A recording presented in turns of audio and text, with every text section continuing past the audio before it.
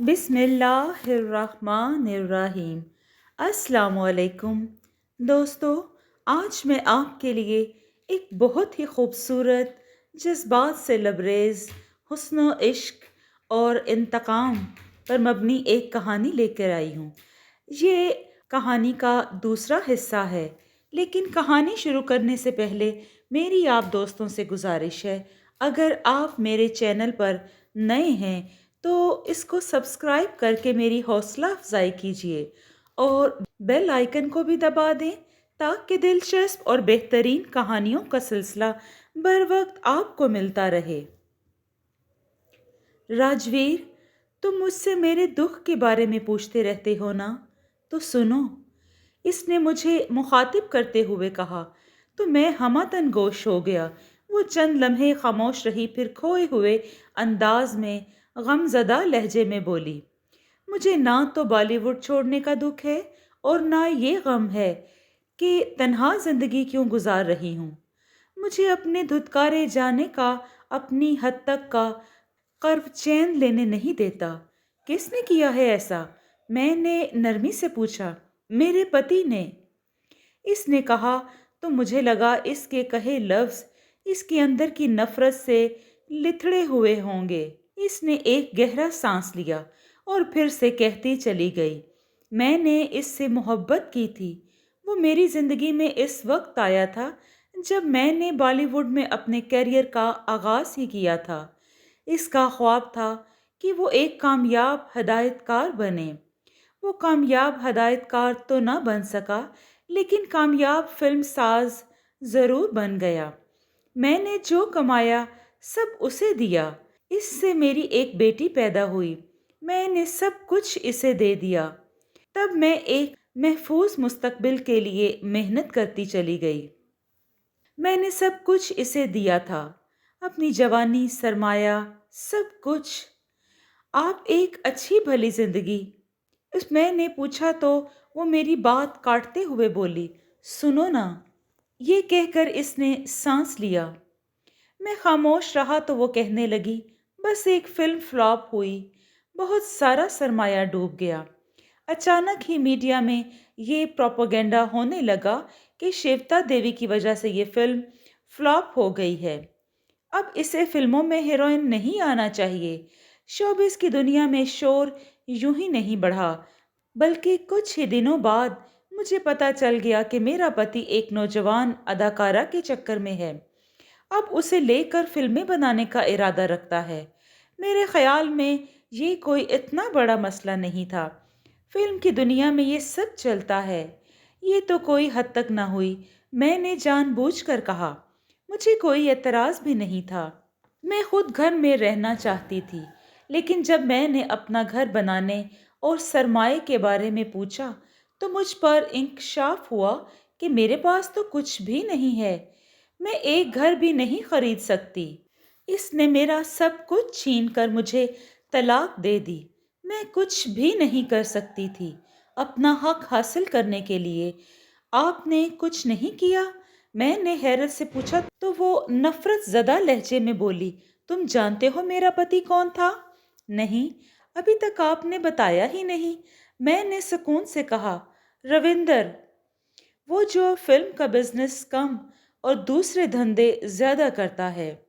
اس نے کہا تو میرے اندر سنسنی پھیل گئی۔ وہی میرا صاحب تھا، شیوتا دیوی کہہ رہی تھی اور میں سن رہا تھا۔ میں نے اپنے قریبی دوستوں کو بتایا تو وہ میری جان کا دشمن بن گیا۔ اس نے مجھ پر قاتلانہ حملے کروائے تاکہ میں خوف زدہ ہو کر ممبئی سے ہی نکل جاؤں، سو میں اپنی بیٹی کے ساتھ یہاں لندن آ گئی۔ آپ کی بیٹی بھی ہے؟ میں نے تھکے ہوئے لہجے میں پوچھا۔ ہاں، بہت پہلے میں نے یہاں لندن میں ایک گھر لیا تھا، تھوڑا سرمایہ یوں ہی بچا لیا تھا جو آج میرے کام آ رہا ہے۔ اب تو میری بیٹی بھی کمانے لگی ہے۔ خیر، مجھے دکھ اپنی حد تک کا ہے اور میری زندگی کی سب سے بڑی خواہش ہے کہ میں اپنے پتی سے بدلہ لوں، اپنی حد تک کا بدلہ۔ اگر آپ اپنے پتی سے بدلہ لیں تو کیا پھر آپ خوش رہیں گی؟ میں نے گمبھیر لہجے میں کہا، ہاں، میں خوش ہوں گی، لیکن کیا ایسا ممکن ہے؟ ناممکن تو کچھ بھی نہیں ہے۔ آپ صرف مجھے یہ بتائیں، آپ اس سے کس طرح یا کیسے بدلہ لینا چاہتی ہیں؟ میں نے پوچھا تو وہ ہونکوں کی طرح میری طرف دیکھنے لگی، یوں جیسے اسے کچھ بھی سمجھ میں نہ آ رہا ہو، یا شاید بہت ساری خواہشوں میں سے کوئی ایک خواہش تلاش کر کے مجھے بتانا چاہتی ہو، یا شاید وہ بے یقینی کی کیفیت میں ہو۔ کچھ دیر بعد وہ جذباتی لہجے میں بولی، میں چاہتی ہوں کہ میں واپس بالی ووڈ جاؤں، ایک فلم بناؤں جو بلاک باسٹر ہو، میں پیسہ کما کر اسے دکھاؤں۔ وہ اسی لالچ میں میری طرف بڑھے گا اور میں اسے دھتکار دوں گی۔ میں اسے بتاؤں کہ اس نے میرا سب کچھ چھین لیا ہے، تو میں اب بھی کما سکتی ہوں۔ اگر ایسا ہو جائے تو؟ میں نے اس کی آنکھوں میں دیکھتے ہوئے کہا تو اس نے چونک کر میری طرف دیکھا، پھر خواب زدہ لہجے میں بولی، میرے خیال میں ایسا ممکن نہیں ہے۔ بالی ووڈ کی دنیا بڑی ظالم ہے، وہ کسی کو یوں آسانی سے راستہ نہیں دیتی۔ وہاں چھائے ہوئے لوگ کیسے راستہ دیں گے سب کو؟ سب سے پہلے تو میرا پتی ہی میری مخالفت پر اتر آئے گا۔ لوگ بھیڑیوں کی مانند میری دولت پر ٹوٹ پڑیں گے۔ نہیں، یہ ممکن نہیں ہوگا۔ تم مجھے خواب مت دکھاؤ۔ چلو چھوڑو، یہ ہوگا ہی نہیں۔ لیکن اگر میں کچھ کر کے دکھا دوں تو آپ مانیں گی کہ ایسا ہو سکتا ہے؟ میں نے اطمینان سے کہا، کیا کرو گے تم؟ کیا کر کے دکھاؤ گے تم؟ اس نے بے یقینی سے پوچھا۔ کچھ بھی، یہ مجھ پر چھوڑے، میں نے کہا، اور اس کا رد عمل دیکھنے والا تھا۔ اچھا، آپ مجھے یہ بتائیں، کبھی کسی ایسے بندے کو دیکھا ہے جو کچھ بھی نہ ہو، لیکن آپ کے من میں یہ آیا ہو کہ یہ شہرت کی بلندیوں پر ہونا چاہیے؟ میرے یوں کہنے پر وہ سوچنے لگی۔ کافی دیر تک وہ یوں ہی بیٹھی رہی، پھر سرسراتے ہوئے لہجے میں بولی، ایسے تو کئی لوگ آئے میری زندگی میں، بہت سارے بالی ووڈ ہیرو میں جو مٹی میں پڑے ہوئے ہیں اور کنکر تاج میں سجائے جاتے ہیں۔ پھر بھی کوئی ایک جو بہت کمزور ہو، جس کے بارے میں تصور میں بھی نہ کیا جا سکتا ہو، لیکن اس کی صلاحیت ایسی ہو کہ میں نے سمجھانا چاہا تو وہ کھوئے ہوئے لہجے میں بولی، ایک عورت آج بھی مجھے یاد ہے۔ وہ کون؟ میں نے پوچھا۔ مجھے معلوم نہیں کہ وہ کون تھی، ایسے ہی کسی فلم والے کے گھر ملازمہ تھی۔ وہ گنگنا رہی تھی تو مجھے بہت اچھا لگا۔ پھر آج سے 2 برس پہلے میں کلکتہ گئی تھی، وہاں سے قریب ہی رانا گھاٹ ایک شہر ہے، وہاں راکھی ساونت رہتی ہے، میں اس سے بھی ملنے چلی گئی تھی۔ وہیں ٹرین میں وہی عورت بھیک مانگ رہی تھی، اسے بھکارن دیکھ کر دکھ ہوا۔ وہ بھیک مانگتے ہوئے لتا جی کا گایا ہوا گانا گا رہی تھی۔ کیا درد تھا اس کی آواز میں! اگر اس کی آواز کو دیکھا جائے تو اسے شہرت کی بلندیوں پر ہونا چاہیے تھا، لیکن اس کی قسمت میں بھیک مانگنا لکھا تھا، اور وہ بھیک مانگ رہی تھی۔ کوئی اور؟ میں نے پوچھا۔ چھوڑو، تم کس چکر میں پڑ گئے ہو؟ یہ یاد رہے، کل تمہیں میرے ہاں آنا ہے، میں تمہیں اپنی بیٹی سے بھی ملواؤں گی، اس نے پیار سے کہا۔ ٹھیک ہے، میں نے کہا، اور ہم ادھر ادھر کی باتیں کرنے لگے۔ تھکے ہوئے نوجوان آندرے نے رانا گھاٹ ریلوے اسٹیشن پر ایک خالی بینچ دیکھی اور اس میں جا بیٹھا۔ وہ دوپہر سے اس بھکاری عورت کی تلاش کر رہا تھا جو لتا منگیشکر کے گائے ہوئے گانے گا کر بھیک مانگتی تھی۔ آندرے وہیں رانا گھاٹ شہر میں ہی تھا۔ اس نے بھکاری عورت کو کئی بار دیکھا تھا، لیکن آج اسے تلاش کرنے نکلا تو وہ کہیں دکھائی ہی نہیں دی۔ اس نے اپنے طور پر طے کیا کہ اگلے 10 منٹ میں وہ اگر اسے مل گئی تو ٹھیک، ورنہ کل پھر اسے تلاش کرنے آ جائے گا۔ وہ ایک بینچ پر بیٹھا ہوا تھا، اتنے میں ایک ٹرین پلیٹ فارم پر آ لگی۔ اسٹیشن پر شور مچ گیا۔ وہ خالی خالی نگاہوں سے مسافروں کو اترتے چڑھتے دیکھنے لگا۔ ایسے میں اچانک اس کی نگاہ اس بھیکاری عورت پر پڑی۔ اچڑے ہوئے بال، کالا رنگ، پیلے دانت، پھٹی پرانی خستہ سی ساڑی، ٹوٹی ہوئی چپل، چہرے پر پھیلی ہوئی غربت، تھکی ہوئی ایک جانب जा रही थी। आंद्रे फौरन इसकी तरफ लपका और करीब पहुंचकर बोला, ए बेबी, मेरी बात सुनो। इस औरत ने हैरत से आंद्रे को देखा और बोली, क्या बात है, इधर आओ, इधर बेंच पर। उसने बेंच की तरफ इशारा करते हुए कहा। तो इस औरत ने नौजवान आंद्रे को गौर से देखा, इसके साथ चल पड़ी। वहां बैठ जाने के बाद आंद्रे ने अपनी जेब से एक बड़ा नोट निकालते हुए कहा, तुम मुझे गाना सुनाओ, मैं तुम्हें ये नोट दूंगा। अच्छा, सुना देती हूँ, इसने नोट की तरफ देखकर बेयकीनी से कहा, लेकिन बहुत अच्छा सा करके, तभी ये नोट मिलेगा। ये कहते हुए इसने अपना सेल फोन निकाला। वो औरत गाने लगी और आंद्रे इसकी वीडियो बनाने लगा। आंद्रे ने इससे 2-3 गाने सुने, इसकी वीडियो बनाई और वो नोट इसे दे दिया। तुम्हें मेरा गाना अच्छा लगा है? हाँ, अच्छा लगा। तुम बताओ, कहाँ रहती हो? आंद्रे ने पूछा। यहीं स्टेशन के साथ मेरी झुग्गी है, इसने बताया। आओ मैं तुम्हें छोड़ दूं। आंद्रे ने उठते हुए कहा। तुम मेरा घर क्यों देखना चाहते हो? इस औरत ने अटकते हुए पूछा।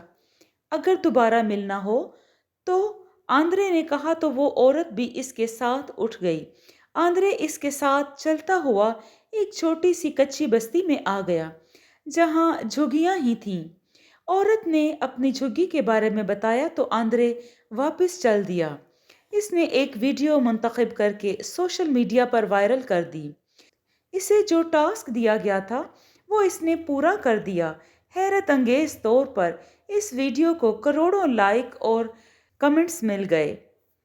तीसरे दिन आंद्रे के साथ एक बंगाली जुबान बोलने वाली लड़की भी इस झुग्गी में जा पहुंची। वो एक मुकामी चैनल की रिपोर्टर थी। आंद्रे को तब पता चला कि इस भिखारी औरत का नाम सानू जंदल है। रिपोर्टर लड़की ने इसका इंटरव्यू किया और चली गई। यहीं से आंद्रे को नया टास्क मिल गया था। शिवता देवी के साथ पार्क में बैठा हुआ था। वहीं मैंने अपना सेल फोन इसकी तरफ बढ़ाते हुए कहा, ये वीडियो देखें। इसने मेरा सेल फोन पकड़ा और वीडियो देखने लगी। तभी इसके मुंह से बेसाख्ता निकला, अरे ये तो वही औरत है जिसका जिक्र कुछ दिन पहले मैंने तुमसे किया था। और ये वीडियो? अब इसने अगली वीडियो देखी। देखें, मैंने कहा। तो इसने चंद लम्हे बाद अगली वीडियो देखी और एक बड़ा म्यूजिक शो था जिसमें वही औरत स्टेज पर गा रही थी। वही एक म्यूजिक डायरेक्टर ने इसे फिल्म में गाने की ऑफर की थी। ये तो चमत्कार हो गया। बस मैं यही दिखाना चाहता था। अगर एक बेकारी औरत चंद दिनों में सेलिब्रिटी बन सकती है तो आपकी फिल्म क्यों नहीं हिट हो सकती? मैंने इत्मीनान से कहा। ये तो इसकी किस्मत थी। और किस्मत बनाने और बिगाड़ने में कुछ अनदेखे हाथ भी शामिल होते हैं श्वेता जी। आप हिम्मत तो करें। मैंने सुकून से कहा। तो वो कुछ भी ना समझते हुए बहुत कुछ समझ गई, इसलिए सरसराते हुए बोली, मुझे क्या करना होगा? कुछ भी नहीं, बस चंद दिन बाद आप मुंबई जाना। वहां आपको 2-3 माह रहना पड़ेगा। मैंने इसकी जानिब देखते हुए कहा, जहां जोश भरी सुर्खी आ गई थी। इसने ख्वाबनाक अंदाज में कहा, डन हो गया। तो बस फिर आओ चलें। आप चलो, मैं कुछ दिन बाद आऊंगा। मैंने कहा। तो इसका चेहरा खिल उठा। शेवता देवी ने जोहू के इलाके में अपने इसी बंगले में रिहाइश रखी थी जो कभी वो छोड़कर गई थी। वो पिछले 2 हफ्तों से वहीं पर थी। अंधेरी ईस्ट के इलाके में एक बड़ी फिल्म कंपनी के बैनर तले शेवता देवी ने फिल्म बनाने का ऐलान कर दिया था। कहानीकार से लेकर प्रोड्यूसर तक इसने सारे नाम बता दिए थे। ये वो नाम थे जो मैंने इसे दिए थे। मीडिया ने नमक मिर्च लगाकर इस खबर को वैसे ही उछाला जैसे मैं चाहता था। आंद्रे मुंबई में आ चुका था। इसका एक आर्टिकल बॉलीवुड में हलचल मचा गया था। हालात को पूरे प्लान के मुताबिक आगे बढ़ाया जा रहा था। मुंबई शहर में स्याह बादल फैल चुके थे। आसार बता रहे थे कि बारिश होगी। हलकुरे लेती ठंडी हवा धीरे धीरे तेज होने लगी। تو عبدل بھائی بالکنی میں آ کر کھڑا ہو گیا۔ اس کے سامنے باندرا کے چھوٹے بڑے گھر دور تک پھیلے ہوئے تھے۔ اس نے سفید کرتا اور دھوتی باندھی ہوئی تھی۔ موسم کی ادا دیکھ کر اس کا دماغ تھوڑا بہک گیا تھا۔ وہ کچھ دیر پہلے ہی نیند سے اٹھا تھا۔ رات کی پی ہوئی شراب کا خمار ابھی تک نہیں اترا تھا۔ اس کا من چاہ رہا تھا کہ ابھی میڈم شکنتلا کو فون کرے اور کوئی اچھی سی لڑکی منگوا کر اس موسم کا لطف لے۔ وہ بالکنی کی طرف آتا ہوا اپنا سیل فون بھی ساتھ لایا تھا۔ وہ بالکنی میں آیا تو اسے لگا موسم گھر میں بند ہو کر بیٹھنے کا نہیں ہے، بلکہ باہر کہیں کھلے میں جا کر انجوائے کرنے کا ہے۔ اس کے ہونٹوں پر ہلکی سی مسکان آ گئی۔ اسے اپنی محبوبہ کیتھرین یاد آنے لگی، جو ایک دم سے اس کے خیالوں پر چھا گئی۔ وہ ابھی اسی کشمکش میں تھا کہ کیا کرے۔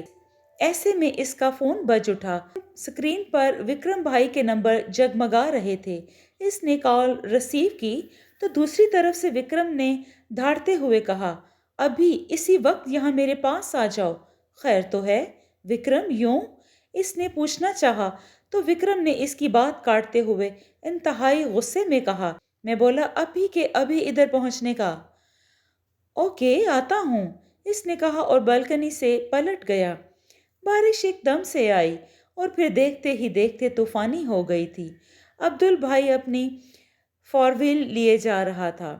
وائپر چل رہے تھے، پھر بھی منظر صاف نہیں ہو رہا تھا۔ وکرم باندرا ہی میں ہی رہتا تھا۔ عام طور پر وہ یہ سفر 10-15 منٹ میں کر لیا کرتا تھا، لیکن موسم کی خرابی کے باعث اسے آدھا گھنٹہ لگ گیا۔ وہ بڑی احتیاط سے وکرم بھائی کے بنگلے پر پہنچ گیا تھا۔ اس نے دیکھا پورچ میں پہلے سے 2 گاڑیاں کھڑی تھیں۔ وہ سمجھ گیا اس کے باقی دونوں ساتھی بھی پہنچ گئے تھے۔ اس نے اپنی گاڑی پورچ میں روکی اور پھر اتر کر تیز تیز قدموں سے اندر چلا گیا۔ اس کا رخ اس کمرے کی طرف تھا جہاں وہ چاروں بیٹھ کر اہم ترین مشورے کیا کرتے تھے۔ وہ کمرے سے داخل ہوا تو اس کی نگاہ وکرم پر پڑی، جس کا چہرہ غضبناک ہو رہا تھا۔ سفید براق شلوار سوٹ میں اس کا سرخ رنگ ہوتا ہوا چہرہ کچھ زیادہ ہی غصے کا تاثر دے رہا تھا۔ وہ ایک کرسی پر بیٹھ گیا۔ اس کے دائیں جانب سیاہ سوٹ پہنے ڈسوزا بیٹھا تھا۔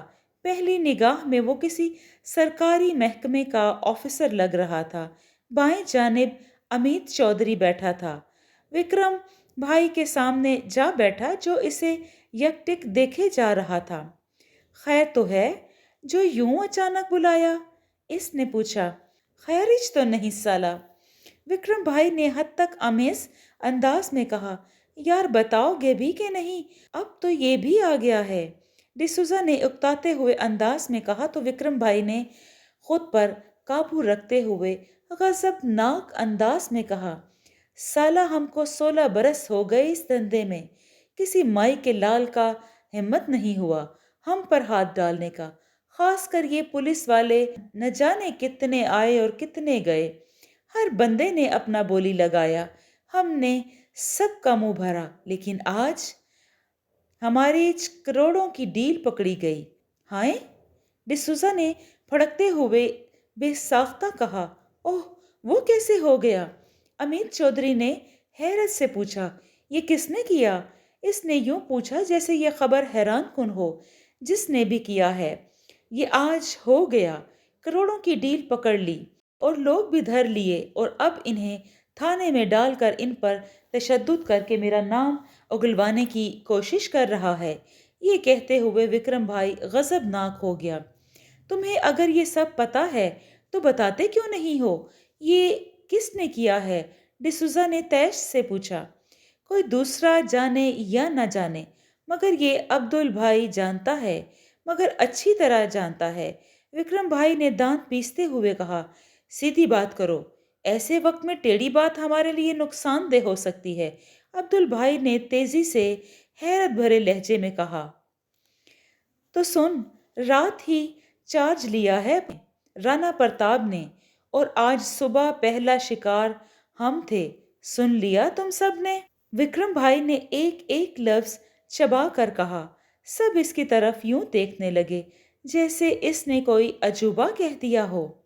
अमित चौधरी आंखें फाड़े यूं देख रहा था जैसे अनहोनी हो गई हो। इनके दरमियान एकदम से खामोशी छा गई, यूं जैसे वो सांस लेना ही भूल गए हों। काफी देर बाद अब्दुल भाई ने फोन निकालते हुए कहा, मैं करता हूँ बात। नहीं, तुम इसे फोन नहीं करोगे। बिल्कुल भी नहीं, विक्रम भाई ने इंतहाई गजब में कहा। ये कहते हुए वो गुस्से में लरस रहा था। क्यों? इसने हैरत से पूछा। पहले मेरी सुनो, इसने सर्द से लहजे में कहा, फिर इसके चेहरे पर देखते हुए बोला। हाँ, पहले मेरी बात सुनो, फिर इससे जाकर तुम्हें ही बात करेगा। क्या बात करनी है? ये मुझसे सुनो। देखो विक्रम, अगर तुम्हें मुझ पर कोई शक हो गया है या तेरे जहन में ऐसी कोई बात है तो इसे निकाल दे। इसके बाद जो कुछ भी कहोगे मैं सुनूंगा, अब्दुल भाई ने समझाने वाले अंदाज में कहा। हालात ही ऐसे हैं अब्दुल, शक हो सकता है। डिसूजा ने कहा। क्यों शक हो सकता है? ये जरूरी नहीं। जब तक यकीन ना हो तब तक बात भी नहीं करनी चाहिए। अब्दुल ठीक कह रहा है, अमित ने सोचते हुए लहजे में कहा। विक्रम, जो भी कहना है बहुत सोच कर। ये नाजुक वक्त हमें अलग अलग कर सकता है या फिर हमेशा के लिए जोड़ भी सकता है। अब्दुल ने कहा तो विक्रम ने एक तवील सांस ली, जैसे इसे थोड़ी बहुत समझ आ गई हो। इसने अब्दुल भाई की तरफ गौर से देखा, फिर बड़े ठहरे हुए लहजे में बोला, तो खुद इसके पास जा, इससे पूछना नहीं। बल्कि नहीं, इससे ऐसे कहना, इसने गुस्से में बेकाबू होते हुए कहा। समझा नहीं? अब्दुल ने पूछना चाहा, उसकी बात काटते हुए बोला। इससे ये नहीं पूछना कि इसने ऐसा क्यों किया। इससे ये कहना कि सबसे पहले हमारा पकड़ा हुआ माल हमें वापस करके हमारे बंदों को छोड़ दे। इसके बाद ही जैसा वो चाहेगा हम उसे डील करेगा। और अगर वो ना माना तो? अमित ने शक भरे लहजे में पूछा। तो फिर ये अब्दुल भाई खुद उसके बदन में गोली उतारेगा। विक्रम भाई ने इंतहाई नफरत से कहा। सब ने चौंक कर इसकी तरफ देखा। तभी डिसूजा ने सरसराते हुए लहजे में कहा, ये क्या बात कह रहे हो तुम? ऐसा कैसे? ठीक कह रहा हूँ। ये सिर्फ डील पकड़ने का गुस्सा नहीं, हमारी साख की प्रॉब्लम भी है। देखो, साख बन जाती है। इसने समझाना चाहा, लेकिन विक्रम भाई ने हिज़्यानी अंदाज में कहा, वो जो हमारा खौफ हर तरफ फैला हुआ है वो ख़त्म हो जाएगा। यही हमारा डर है, जिसकी वजह से हम अपना धंधा करते हैं। जब तक हमारी दहशत है तब तक हम हैं, वरना। वो कहते कहते रुक गया, फिर सबकी तरफ देखने लगा। चंद लम्हे की खामोशी तारी रही, फिर अमित चौधरी सर हिलाते हुए बोला, कहते तो तुम ठीक ही हो, लेकिन एक पुलिस वाले को मारने का मतलब पूरी पुलिस फोर्स को पीछे लगा लेना है। डिसूजा ने तशवीश भरे लहजे में कहा। जानता हूँ। ये कहकर इसने सब की तरफ देखा। किसी की तरफ से कोई जवाब ना पाकर बोला, आर या पार, या तो हम इस इलाके पर हुकूमत करेंगे या नहीं। विक्रम भाई फैसला कुन लहजे में बोला, देखो विक्रम, इस वक्त तेरा दिमाग गर्म है, अच्छी तरह से सोच ले। अब्दुल भाई ने इसके चेहरे पर देखते हुए कहा। तो वो उठा और इसके बिल्कुल सामने जाकर खड़ा हो गया। चंद लम्हे इसकी आंखों में देखते रहने के बाद इसने अब्दुल भाई के सीने पर अपनी उंगली रखते हुए अजीब तंजिया लहजे में कहा, इस राणा प्रताप को मारने के वास्ते न तेरा परमिशन की जरूरत है और ना ही तेरे पिस्टल की। तू जानता है ना कि मैं अब तक कितने मार चुका हूँ, और उसे भी मार चुका होता, और तू ये भी जानता है कि मैं ये तुझे क्यों कह रहा हूँ। बात करने में कोई हर्ज नहीं। भाव देता है तो जितना पैसा मांगता है दे दो इन्हें, नहीं मानता तो खत्म कर दो। डिसूजा ने बड़े सुकून से कहा। से इसकी समझ में बात आ गई हो।